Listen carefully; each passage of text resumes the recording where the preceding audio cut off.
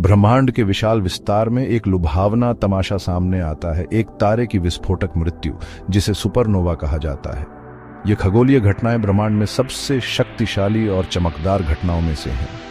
कल्पना कीजिए, एक अकेला तारा अपने जीवन के अंत के करीब अचानक एक संक्षिप्त शानदार क्षण के लिए पूरी आकाशगंगा से भी ज्यादा चमक रहा है। यही सुपरनोवा की विस्मयकारी शक्ति है। सुपरनोवा केवल विनाशकारी घटनाएं नहीं हैं, वे सृजन के ब्रह्मांडीय इंजन भी हैं। इन विस्फोटों में निकलने वाली अपार ऊर्जा नए तत्वों का निर्माण करती है, उन्हें पूरे ब्रह्मांड में बिखेर देती है और यहाँ तक कि नए तारों के जन्म को भी गति प्रदान कर सकती है। इन तारकीय प्रलय ने ब्रह्मांड के विकास को गहराई से प्रभावित किया है, उन आकाशगंगाओं को आकार दिया है जिन्हें हम आज देखते हैं, और यहाँ तक कि स्वयं जीवन के उद्भव को भी प्रभावित किया है। सुपरनोवा का अध्ययन हमें तारकीय विकास के केंद्र में देखने की अनुमति देता है। तारे कैसे जीते हैं, मरते हैं और ब्रह्मांडीय टेपेस्ट्री में कैसे योगदान करते हैं, इसके रहस्यों को उजागर करते हैं। इन खगोलीय आतिशबाजी को समझकर हम ब्रह्मांड के जटिल कामकाज और उसके भीतर अपने स्थान के लिए गहरी प्रशंसा प्राप्त करते हैं। इंसानों की तरह तारे भी एक जीवन चक्र का अनुभव करते हैं, हालांकि बहुत बड़े पैमाने पर। वे गैस और धूल के ढहते बादलों से पैदा होते हैं, जिन्हें नेबुला कहा जाता है।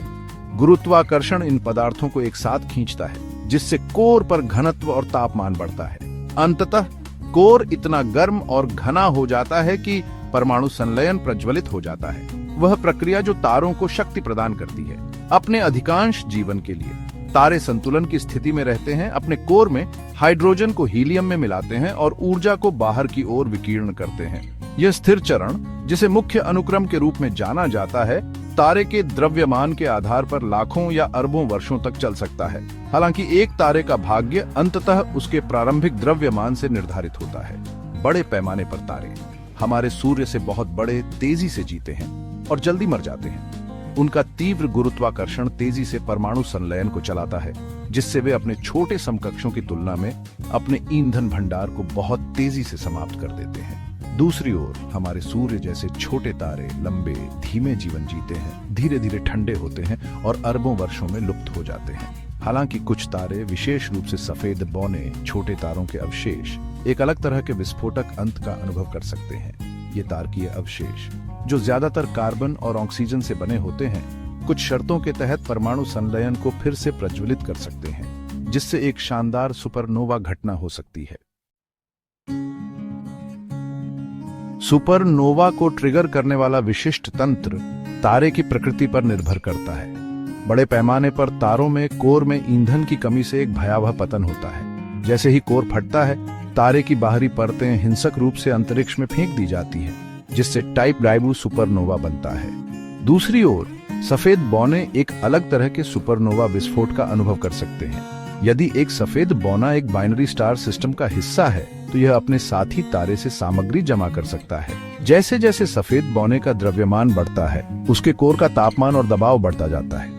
अंततः कोर एक ऐसे महत्वपूर्ण बिंदु पर पहुंच जाता है जहां कार्बन संलयन प्रज्वलित होता है, जिससे एक अनियंत्रित थर्मोन्यूक्लियर विस्फोट होता है, जो तारे को टाइप आईएस सुपरनोवा में मिटा देता है। इन दो प्राथमिक प्रकार के सुपरनोवा के बीच का अंतर, उनकी विभिन्न विशेषताओं और ब्रह्मांड पर उनके प्रभाव को समझने के लिए महत्वपूर्ण है। टाइप आईएस सुपरनोवा अपनी निरंतर चमक के साथ ब्रह्मांडीय दूरियों को मापने के लिए मूल्यवान मानक मोमबत्तियों के रूप में काम करते हैं। इसके विपरीत टाइप टाइवी सुपरनोवा अपनी अलग अलग चमक के साथ बड़े पैमाने पर तारों के विकास और मृत्यु में अंतर्दृष्टि प्रदान करते हैं। जबकि टाइप आईए और टाइप टीवी सुपरनोवा की प्राथमिक श्रेणियों का प्रतिनिधित्व करते हैं, खगोलविदों ने कई उप प्रकारों की पहचान की है। प्रत्येक की अनूठी विशेषताएं और उत्पत्ति होती है। उदाहरण के लिए टाइप आईबी और आईसी सुपरनोवा माना जाता है कि वे बड़े पैमाने पर तारों के कोर के ढहने के परिणाम स्वरूप होते हैं, जिन्होंने अपने बाहरी हाइड्रोजन आवरण खो दिए हैं, संभवतः तेज तारकीय हवाओं या एक साथी तारे के साथ बातचीत के कारण। दूसरी ओर टाइप आईएन सुपरनोवा अपने स्पेक्ट्रा में संकीर्ण हाइड्रोजन उत्सर्जन रेखाएं प्रदर्शित करते हैं, फटने वाले तारे के चारों ओर घने परिस्थितिजन्य पदार्थ की उपस्थिति का सुझाव देते हैं। माना जाता है कि ये सुपरनोवा तारे से पहले निकाले गए पदार्थ के साथ सुपरनोवा इजेक्टा की परस्पर क्रिया से उत्पन्न होते हैं, शायद विस्फोट से पहले अस्थिरता की अवधि के दौरान। सुपरनोवा की विविधता तारकीय विकास, बाइनरी स्टार इंटरैक्शन के जटिल इंटरप्ले को दर्शाती है और इन विस्फोटक घटनाओं को नियंत्रित करने वाली भौतिक प्रक्रियाएं। प्रत्येक सुपरनोवा उप प्रकार पूर्वज तारे की प्रकृति के बारे में बहुमूल्य सुराग प्रदान करता है और वह वातावरण जिसमें में यह विस्फोट हुआ। पूरे इतिहास में मनुष्यों ने इन खगोलीय घटनाओं को देखा और दर्ज किया है, उनके वास्तविक स्वरूप से अनजान। 1054 ईस्वी में चीनी खगोलविदों ने वृषभ राशि के तारामंडल में एक अतिथि तारे को देखा जो इतना चमकीला था कि यह दिन के समय 23 दिनों तक दिखाई दे रहा था। यह सुपरनोवा, जिसे अब SN 1054 के रूप में जाना जाता है, क्रैब नेबुला को पीछे छोड़ गया, जो गैस और धूल का एक सुंदर और फैलता हुआ बादल है जिसका आज भी खगोलविदों द्वारा अध्ययन किया जा रहा है।